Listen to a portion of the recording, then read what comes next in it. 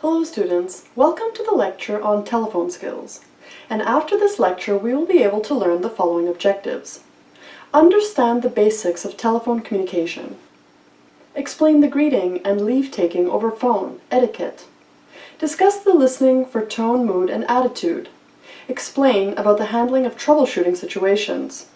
Describe the teleconference handling.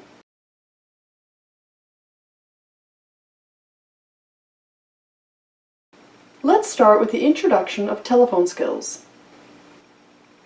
Business telephone etiquette is not trivial. It is very surprising that these daily skills are taken for granted by people at work. People generally think that they are good in their telephone communication. Only those who listen on the other side will be able to tell us whether we are proficient in our telephone skills or not. Very often one will hear some gruff, cold greetings and indifferent tone, and also some discourtesies. Certainly these are not the standard business etiquette for telephone communication. Since it is an oral form of communication, the vocal quality is the most important medium of communication. Now, when you're receiving phone calls, there's a couple of things that you must do. First of all, you want to answer that phone promptly. Ring 1, ring 2, ring 3. Hello, this is Tracy.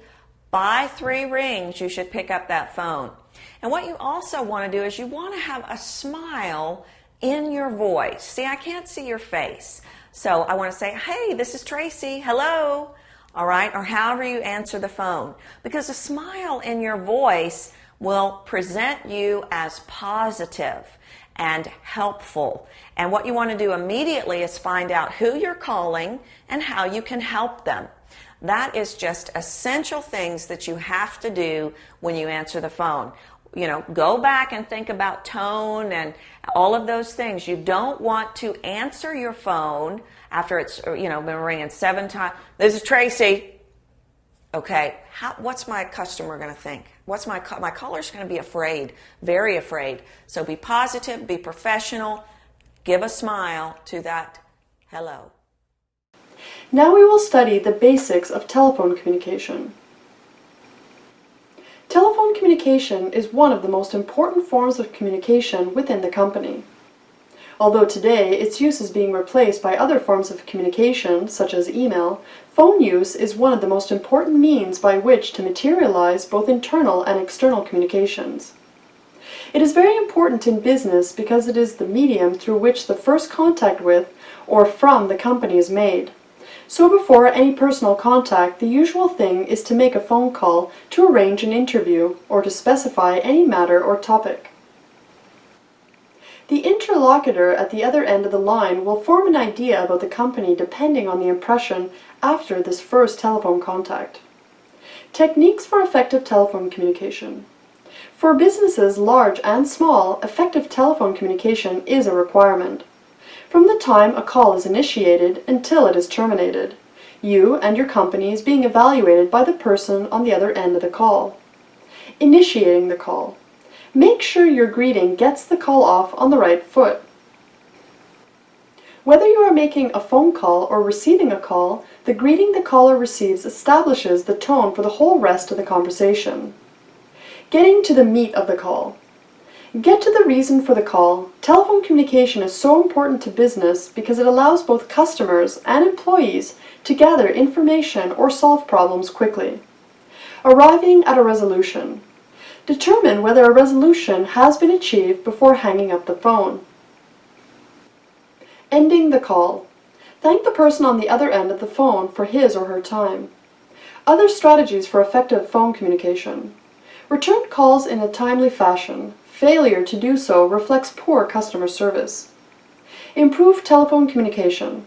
Effective telephone communication, if well practiced, will reward you, not just in business, but also with personal calls.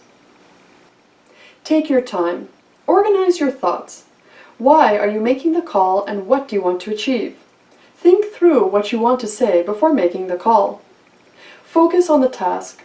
Focus on the telephone conversation itself. Do not start multitasking. At once, while attempting a conversation on the telephone, you will not communicate effectively. Speak clearly and really listen. Start your conversation clearly, stating who you are and the intention of the call. Being able to communicate effectively over the phone is an extremely valuable skill to develop.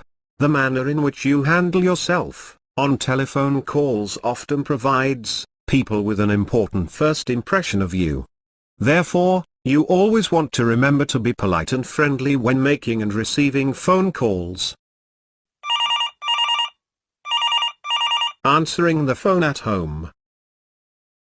Answering the phone at home. When you answer your personal phone, it is perfectly appropriate to answer with a simple and friendly hello, or by indicating who the caller has reached. For example, Singh's residence, this is Mary. Or you can say, This is Mary. if someone is calling your personal phone number, it is likely that they are a friend or acquaintance, but it is still important to treat them with respect. Phone interactions, whether personal or for business purposes, should be conducted just as you would hold a face-to-face interaction. Answering the phone at work. Answering the phone at work. If you are answering the phone at work, say the company name, your name, and offer to assist the caller. For example, Nexus Company, this is Maria speaking, how may I help you? remember, your voice and attitude might be the first impression the caller has of your company, so it is extremely important to be as polite and professional as you can be. If you answer the phone with a positive tone, the caller will instantly feel more comfortable and at ease, and this will reflect well on your company. Making call in the morning. Making a phone call in the morning. It is courteous not to call anyone before 9 a.m. This rule is, however, subject to your own personal judgment. Many businesses are open much earlier than 9 in the morning, so it is perfectly appropriate to call such places whenever they have officially begun their work day. Calling close friends and family can also be done earlier than 9 a.m. If you know the person you are calling would not be offended or disturbed in any way by your doing so. Making call in the evening. Making a phone call in the evening. Like the 9 a.m. rule, there is also a 9 p.m. rule. Unless you know for sure that it would not be an issue, do not make any phone calls after 9 p.m. The evening is, for most people, is personal and family time, and calling later than 9 p.m. is being disrespectful of people's private time. Similarly, if you are making an evening business call, try not to call right before the end of the business day. If, for example, you know a business ends their workday at 6 p.m., don't call at 5:50 p.m. Wait until the next morning to make your call. General phone etiquette tips. General phone etiquette tips. Before you put someone on hold, ask them if they mind being put on hold for a minute. Before you make a phone call, remind yourself of the purpose for your call and be prepared to leave a concise, but informative, voicemail in case your call is not answered. When you call anyone, whether it be a business acquaintance or a personal friend, be considerate of the other person's time. Try not to stray too much from the primary purpose for your call. How to handle calls, telephone manners. Good manners are good for business, while great manners can set you apart. If you are under stress or in a hurry, it is easy to let your guard down and fails to observe the basics. Phone strategy. Treat the call as if it were a meeting and have a purpose and an agenda. Decide what you will do if someone answers other than the person you are calling. Would you prefer to leave a message, go to voicemail, or call back later? If you are on a scheduled call, be at your desk at the appointed time. Learn the names of the people who answer the phones at the numbers you call most frequently. Speak pleasantly to them, and if you talk to them very frequently, send them a card or gift on their birthday or over the holidays. Do and do not. Do not type or shuffle papers while you are on the phone. It suggests that you are not listening to the caller. If you have put the phone down, do it gently to spare your caller's ear. Rid your mouth of food, gum, cough drops, or candy before talking on the phone. The receiver amplifies your noshing. If you have to sneeze or cough, turn your head and cover your mouth and the receiver. Speak directly into the receiver, do not bury it into your shoulder or neck. If you dial the wrong number, explain yourself and verify the phone number so you do not repeat the call. Do not hang up, that is just rude. Cut down on the background noise when taking or making a call. Radios, televisions, and even computer and bleeps can be distracting over the phone. Taking messages. Record the time and date the call came in. Verify the caller's name, company name, and phone number. Initialize the message so if the person who received the message has any questions, he or she can contact you. Get a short statement about the caller's intent. Leaving a message, making requests.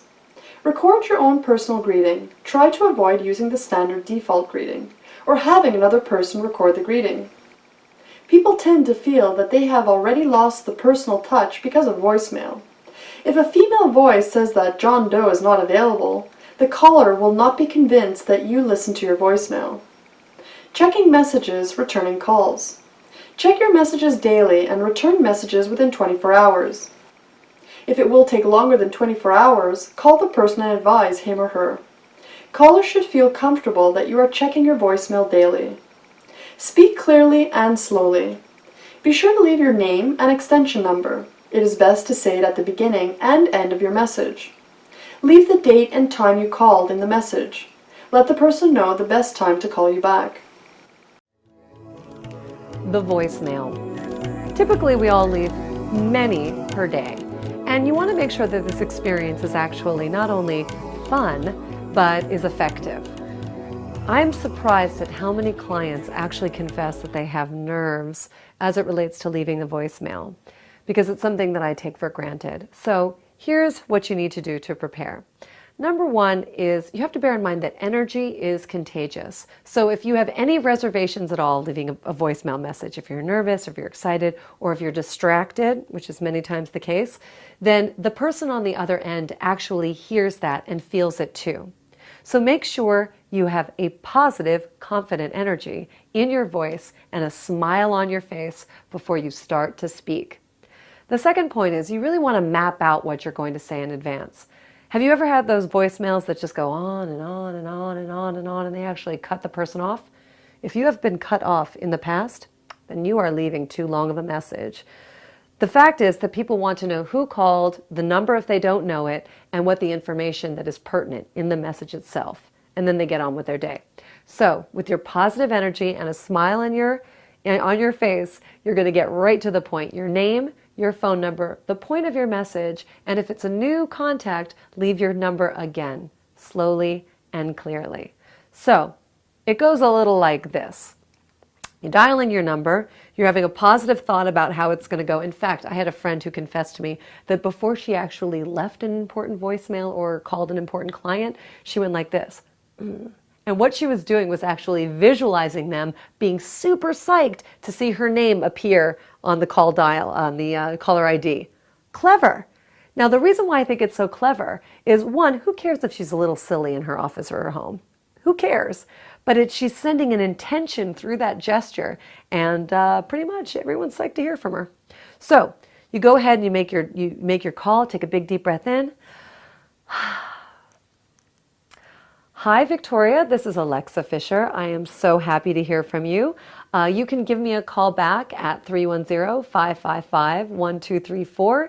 But I wanted to let you know that, yes, we are confirmed for our appointment on the 23rd, and I'm really looking forward to it. Take care. And again, if you need me for any reason, please call 310-555-1234. Bye-bye.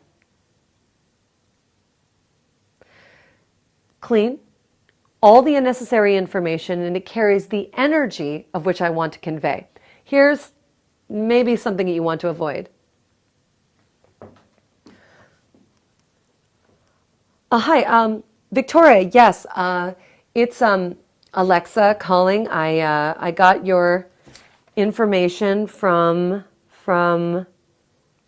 my friend Amy, and she told me to give you a call, and I am really excited because I have wanted to work for this organization for a long time, and I'm really excited, and it'll be great. But anyway, you can call me if you want at my number, and I'm really excited. I'm looking forward to talking to you. Thank you so much. Bye.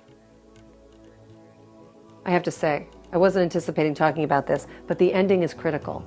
I don't understand people who have sort of a drift-off ending. Finish your thought. Just finish it with gusto, because it sends a message like, yes, I'm excited to talk to you, and I will, as opposed to a voicemail is a great way. It's almost like your vocal calling card. So make sure you do it with fun, with flair, and with confidence. Your energy in that voicemail will determine the success of your next call. Now let us find out how to greet and take leave over phone. Telephone etiquette refers to a set of rules that apply when people make calls to others or when they are receiving a phone call. There are slightly different rules for a variety of situations, and making and receiving personal calls is not the same as receiving business calls. For personal calls, the caller should identify him/herself when not recognized right away. When calling a friend or relative, for instance, after the initial hello, the caller should come up with a greeting and identification such as, "Hello, this is John." Sometimes a last name is needed if the person being called is an acquaintance or a business representative. Making calls. When you call someone and they answer the phone, do not say, "Who am I speaking with?" without first identifying yourself. For example, "This is Lisa from Lay Communications. To whom am I speaking?" Always know and state the purpose of the communication. Handling rude or impatient callers. Stay calm. Try to remain diplomatic and polite. Transferring calls. If the caller needs to speak to another person or department, transfer the caller directly to the desired person's extension rather than the operator. Asking for and giving information. There are many situations where you will be called upon to answer the phone. 1. Get prepared. You do not have to be a politician to have talking points in your pocket, or maybe more accessibly written down before you make the call. 2. Open with banter. Leaping into your hard sales pitch is awkward, so start soft while you might consider yourself too cool to talk about the weather. Asking what the other person is experiencing is an easy way to build empathy and co-investment. But if the rapport is not rising, get to business time. 3. Be explicit. Once the banter buffer has been built, transition to the matter at hand, and let the other person know what it is. They cannot read your mind, especially over the phone. 4. Do not monologue. Yes, you are excited about your business, but a phone call is a dialogue, not a monologue. 5. Know your ask. Do not ask for 4 things, or you will get none. 1 quips, and your 1 ask should be obvious, easily achievable. 6. Know the relationship. Do not ask for a big favor, lest you have a tight relationship. 7. Know the timeline.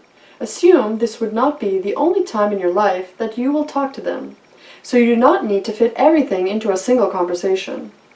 Giving instructions. One of the hardest things to do as a facilitator is master the art of giving instructions. Did you know? In 1854, the French engineer Charles Bourseul wrote the first design of a telephone in a public memorandum. But Alexander Graham Bell was the first to be awarded a patent for the electric telephone by the United States Patent and Trademark Office, USPTO, in March 1876. Let's know about how to listen for tone, mood, and attitude at the other end. Inflection and tone of the voice used is critical to conveying a positive image. Most people can tell how the person on the other end of the line is feeling during a phone conversation. Emotions and feelings are easily transferred from one handset to another, and for most people, determining the mood or demeanor of the person on the other end is as simple as just listening to what they say and how they say it. The way a person answers the phone sets the tone for the entire conversation. The best example of this is how demeanor changes when a person receives a phone call. That person could be engaged in a massive argument with a significant other, or yelling at their kids, but when the phone call arrives, their entire countenance changes.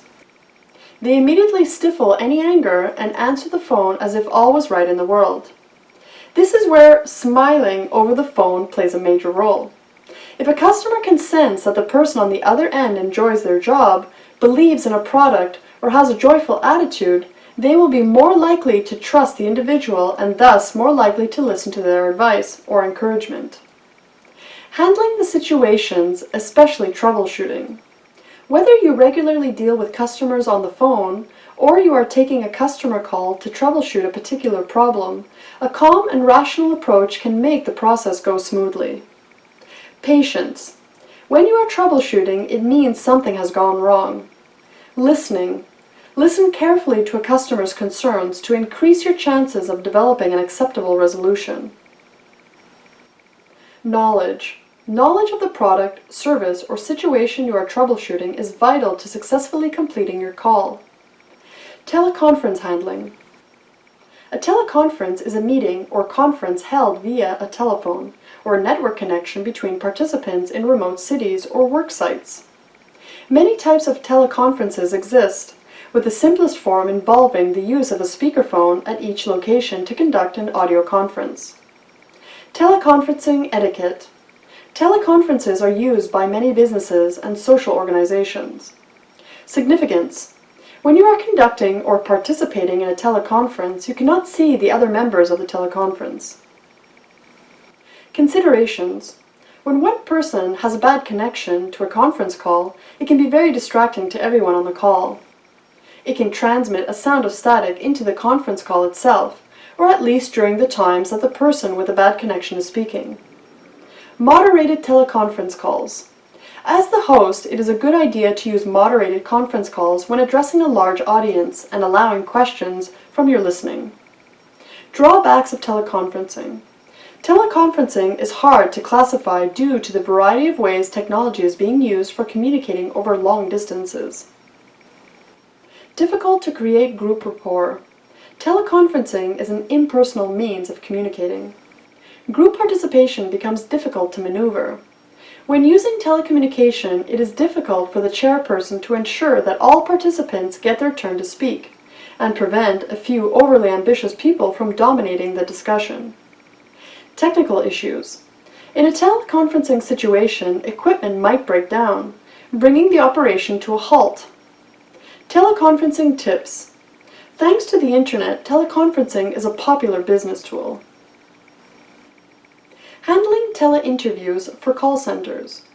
Companies often prefer to conduct telephone screening interviews before inviting candidates to their offices for a face-to-face interview, and preparing for telephone interviews is as important as preparing for any other type of interview.